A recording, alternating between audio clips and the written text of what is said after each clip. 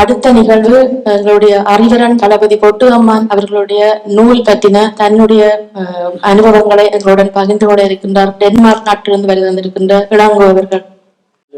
வணக்கம் எல்லாருக்கும். இந்த நிகழ்வுல பங்கு கொண்ட அனைவருக்கும் துளசி என்ன சொன்ன மாதிரி நிறைய நன்றிகள் சொல்லணும். வேண்டாம், நீங்கள் எல்லாம் உண்மைக்கு பின்னால நிற்கிறீங்க, அதான் நீங்க முக்கியம். கணக்கான விஷயங்கள் உலகத்துல நடந்து கொண்டிருக்குது, உங்களோட இருந்தவர்கள் நடத்தி கொண்டு இருக்கிறார்கள். உண்மைக்கு பின்னால நின்று உங்களுக்கு பின்னால ஒரு சக்தி இருக்குது, நீங்க அதை உணரக்கூடியவர்களாக இருக்கிறபடியா அந்த உண்மை என்றதை ஒன்று ஏதோ இந்த நேசக்கரம் என்ற ஒன்று மீடியா ஊடாகவும் இந்த கார்த்திக் கூடாகவும் எங்களுக்கு எல்லாத்துக்கும் வெளிச்சமா வந்து காதுல பட்டது ஒரு 2-3 ஆண்டுகளுக்கு முதல். ஆனா இந்த உண்மைக்கு முன்னால் நிற்கிறபடியால் நீங்கள் நிம்மதியா நித்திர கொள்ளலாம். நீங்கள் சாதிக்காமல் எங்களுக்கு எதுவுமே இவர்கள் எதிர்பார்த்த எதுவுமே எங்களுக்கு கிடைக்க இல்லை, இவர்கள் செய்த பணிகளுக்கு எங்களுக்கு சரியான பயன் வந்து கிடைக்க இல்லை. ஆனா நாங்கள் எல்லாரும் ஒரு இடத்துல கண்மூடுவோம். ஆனா உங்களோட பிள்ளைகளோ எங்களோட பிள்ளைகளோ தொடர்ந்து அதை கொண்டு ஓடுவீங்க. ஆனால் நாங்கள் அவர்களுக்கு உண்மையை விட்டுட்டு போவோம், பொய்களை உருவாக்கி விட்டுட்டு போகக்கூடாது. அதன் ஒரு நோக்கமாகத்தான் நான் இந்த அறிகரன் இந்த புத்தக வெளியீட்டுல வந்து ஒரு நிமிஷம் கதைக்கிறதுக்கு அனுமதி கேட்டேன். ஏன்னா நான் வந்து எங்களுடைய தேச தலைவனோட நாங்கள் அந்த போராட்டத்தில் இணைஞ்சு கொண்டவர்கள், நாங்கள் பணி செய்திருக்கிறோம். அதில் அந்த பணி செய்த காலங்களில் நாங்கள் வந்து எங்களுடைய தளபதியை மிக அருகிலே நாம் பார்த்துருக்கிறோம், அவரோட இருந்து சாப்பிட்டு இருக்கிறோம், அவர் எங்களுக்கு ஆலோசனைகளை சொல்லி இருக்கிறார். எங்களை பல இடங்களுக்கு எங்களையும் கூட்டிக் கொண்டு நாங்கள் செய்கிற பணியை பார்த்து நாங்கள் அவருக்கு வந்து சொல்ற தகவல்களை கேட்டுட்டு சரி அப்படியா ஒன்றை ஓகே கண்டு போட்டு அவர் நாங்கள் எதிர்பார்க்காத முறையில எங்களோட வந்துருவார். நாங்கள் நினைப்போம் அட இந்த இடத்துக்கு இவர் வருவார், பார்த்தா அந்த இடத்துல நாங்கள் என்ன செய்கிறோமோ அதே பாணியில அதே உடையில அதே முறையில அந்த தூரங்கள் அந்த உடல் அவருக்கு கொஞ்சம் வயசு கூடினவர் தான். கொஞ்சம் காலங்கள் போயிட்டு நாங்கள் இளைஞர்களா இருக்கும்போது நாங்கள் என்ன பாரங்களை தூக்குவோமோ அதே பாரத்தை அவரும் எங்களோட சேர்ந்து தூக்குவார். நாங்கள் என்ன செய்யறோமோ அதை அவரும் செய்வார். நாங்கள் எங்க தண்ணி குடிக்கிறோமோ அதே தண்ணி அவரும் குடிப்பார். நாங்கள் ஊத்த தண்ணியை குடிக்கும் அவர் வடிகட்டி எங்களுக்கு தந்து அவரும் குடிச்சிருவார். அப்படித்தான் அந்த மாதிரி எங்களோட சேர்ந்து பணி செய்து பாதுகாத்து இந்த இனத்துக்கு வந்து நாங்கள் உண்மையானவர்களா இருந்துட்டு செத்து போயிடணும்ன்றதான் அவருடைய நோக்கம். அந்த நேரம் நாங்கள் இந்த இனத்துக்கு உண்மையானவராக இருக்கணும். எங்கிட்ட மக்கள் வந்து சரியான கஷ்டங்களை அனுபவிக்கிறார்கள், இந்த யுத்தத்துல இந்த துன்பங்களையும் வறுமைகளையும் அனுபவிக்கிறார்கள், கல்விகளை இழந்து நிற்கிறார்கள், உறவுகளை இழந்து நிற்கிறார்கள், சொந்த பிள்ளைகளை பறி கொடுத்திருக்கிறார்கள், யுத்தத்துக்காக வலிந்து கொடுத்திருக்கிறார்கள், தாய்கள் பிள்ளைகளை பெற்று மாவீரர்களாக இணைச்சிருக்கிறார்கள். அவர்களுக்கு உண்மையானவர்களா நாங்கள் போய் பணி செய்யணும் என்றதுல எங்களோட தளபதி எப்பயுமே உறுதியா இருப்பேன். அதுல வந்து அண்ணைய சந்திச்சுட்டு வந்துட்டாருன்னு சொன்னாலே அண்ணன் என்ன சொன்னார் என்ன கதைச்சாருன்றதெல்லாம் எங்களுக்கு சாதாரணமாவே சொல்லிடுவேன். இப்படிதான் நான் கதைச்சிடா நான் எதிர்பார்க்கிறேன்.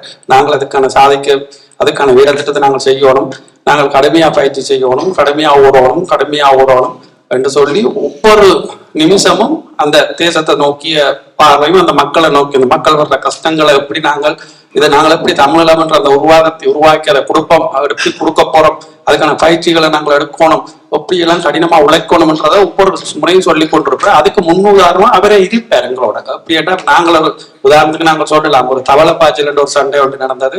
அது ஒரு பெரிய சமர் உண்டு, பூனேரி சமர். அந்த சமர் காலத்துல வந்து அம்மன் தான் சமருக்கு வந்து தலைமைதாக்கி வழி நடத்தினவர். அப்ப வந்து எங்களுக்கு வந்து பயிற்சி முகாம்கள் நடந்து கொண்டிருந்தது, பல பிரிவுகளாக பயிற்சி நடந்து கொண்டிருந்தது. வண்டியில மணநாத்திரம் நடந்து கொண்டிருந்தது. அது மாதிரி அச்சுவேலி, யாழ் மாவட்டத்துல அச்சுவேலி, தொண்டமனாறு அந்த பகுதியில அந்த பயிற்சிகள் நடந்து கொண்டிருந்தது. ஏன்னா கடலுக்குள்ளால நீத்தித்தான் நாங்கள் கணிசமான போராளிகள் அந்த முகாமன் உள்ளுக்கு போறோம். அப்ப எங்களுக்கான பயிற்சிகள் அச்சுவேலி, அப்ப தொண்டமனாறு அந்த கலப்புகள், அந்த வல்ல பாலத்துக்கு இடையிலான அந்த ஆறுலாம் எங்களுக்கு அந்த பயிற்சிகள் நடக்க விடவே இல்லை. சத்தமே இல்லாம தண்ணிக்குள்ளால தவண்டு நாங்கள் பழகணும். அப்ப நாங்க அதே நேரத்துல அந்த பெருங்கடல்லையும் நீந்தோம். அப்ப எல்லாருக்கும் நீச்சல் தெரியும், ஆயிரக்கணக்கான போராளிகள் எல்லாருக்கும் நீச்சல் தெரியும். கடலே தெரியாதாக்களே நாங்கள் இருந்தாங்க கனவு. அப்ப நாங்கள் அங்க நீச்சலும் பழகணும். அப்ப நீச்சல் பழகைக்கு வந்து அவர் ஒவ்வொரு நாளும் விடிய 10 மணிக்கு வந்து லைன் அடிச்சுட்டாருன்னு சொன்னா சொல்லுவேன், நீச்சல் பயிற்சிக்கு நேற்று போனீங்களோ என்ன மாதிரி இருந்தது, என்ன பெறுவாரு, யார் நல்லா நீந்துறீங்களோ யாருக்கு நல்லா நீந்த முடியும் என்று எல்லாம் அவரும் கேட்டுட்டு அதுல எங்களுக்கு யாருக்கெல்லாம் என்ன எங்களுக்கு அந்த தெரியும், அந்த பொச்சி மட்டைன்னு சொல்லுவார்கள் அந்த ஊர்ல, அந்த தேங்காயெல்லாம் கொண்டு வந்து தேங்காய் 2 முடிச்சு கட்டி அதுல போய் கயிறை போட்டு கட்டி அதை குழுவி கொண்டு நீந்துங்கோன்னு சொல்லி அப்படியெல்லாம் பழக்குவேன். பழக்கி கொண்டு சமகாலத்துல நாங்கள் எங்க சண்டைக்கு ஆபத்தான ஒரு இடத்துல போறோமோ அங்க அவர் பயிற்சி எடுத்து கொண்டிருப்பேன். அவர் போயிட்டு இரவா போய் அதே நேரத்தில் நாங்க எந்த நேரத்தில் அங்க இறங்க போறோமோ அதே நேரத்தில் அவர் இறங்கி கணிசமான போராளிகளை கொண்டு வச்சு ஒரு அந்த ரகசியமான அந்த பாதையில அவர் பயிற்சி எடுத்து கொண்டு போட்டு வந்து சொல்லுவார். நேற்று நான் பயிற்சி எடுத்தனும் சாதாரண தண்ணி இழுவா கூடவா கிடக்குது, மழை பெய்யக்கலாம் காத்தடிக்கலாம் தண்ணி ஓட்டம் கூடவா இருக்குது, அங்க வந்து நீங்கள் போக அடிபட்டு போனீங்கன்னா சண்டையை குழம்பி போயிடும், கடைசியா ஆயிரக்கணக்கான பேர் இல்லாம சாக வேண்டியதா போயிடும், அன்னைக்கு பதில் சொல்ல இல்லாதன்னு போட்டு எங்களுக்கு வித்தியாசமா யோசிச்சு சொல்லுவார் எதை செய்வோம். அதே மாதிரி நாங்கள் அந்த கிட்டத்தட்ட 2 கிலோமீட்டர் அந்த தண்ணிக்குள்ளால் அவரே நீந்தி போய் அந்த மண்ணை தொட்டுட்டு அந்த பக்கம் கரையை பார்த்துட்டு ஆமி இந்த பாயிண்ட்களையும் பார்த்துட்டு வந்து எங்களை போறதுக்கான அனுமதியை அதை எடுத்து தந்தவர். அதே மாதிரி அவரும் அந்த சண்டையில வந்து அதுல பார்த்து போனவர். சரியான ஒரு ஆபத்தான சூழல்களை எல்லாம் அவர் எதிர்கொள்வார். அதே மாதிரி தமிழ்ல பண்ற எங்களை எல்லா படத்துல எங்களை தமிழ்ல பண்ற அந்த எல்லா இதுகள்ல வந்து எல்லா பகுதியும் எங்கட கண்காணிப்பு இருக்கணும்ன்றதுல அவர் கவனமா இருப்பார். எல்லா பகுதியும் எங்கட கண்காணிப்புல இருக்கணும், அங்க ஒரு போராளியிட்டாலும் அந்த ஏரியாவில இருக்கணும் நாங்கள் அப்படின்றதுல கவனமா இருப்பார். மன்னார்ல இருந்து புத்தளம் என்ற அந்த விழுப்பத்து காடுகள் அந்த சரணாலயங்கள் அதெல்லாம் எங்கட தமிழ்ல படம் இதுக்குள்ள வருது. அப்ப அவர் சொல்லுவார், நீங்க கணிசமான போராளிகள் அங்க போய் நின்று பணி செய்யணும்னு சொல்லி அதுல நானும் ஒரு ஆளா தெரிவு செய்யப்பட்டு அதுக்குள்ள போய் பணி செய்தேன். நாங்கள் அந்த எல்லா கிராமங்களுக்கெல்லாம் அந்த போக்குல அந்த பெரிய பாதை இப்ப யாழ்ப்பாணம் ரோட்டண்டா எல்லாருக்கும் தெரியும், பழைய யாழ்ப்பாணம் ரோட்டண்டா எல்லாருக்கும் தெரியும், அன்றாடம் புத்தளம் பாதைகள். அந்த பாதை ஊடாக நாங்கள் போய் பார்த்து அந்த பாதையில எல்லாம் தட்டு பார்த்துட்டு அந்த பாதையில போற போக்குவரத்துகள் எல்லாம் அவதானிச்சு போட்டு நாங்க வந்து சொல்லுவோம். அவர் நம்ப மாட்டார், சில அவ்வளவு தூரம் போயிட்டீங்களா, அங்க எல்லாம் போய் தொட்டு பாத்துறீங்களா, அப்படியா சரி ஒரு சரி போங்க நான் பார்த்தா ஒரு நாள் தொட்டி 2 வந்து நிப்பேர், வாங்க எல்லாரும் பலிக்கணும் வாங்க போக மனுஷன் வந்து எங்களோட சேர்த்து 70-80 கிலோமீட்டர் நடந்து மழை ஊத்தம் அட்டிச்ச வெத்தாண்டு காத்து யானவர் எல்லாம் எங்களோட தான்.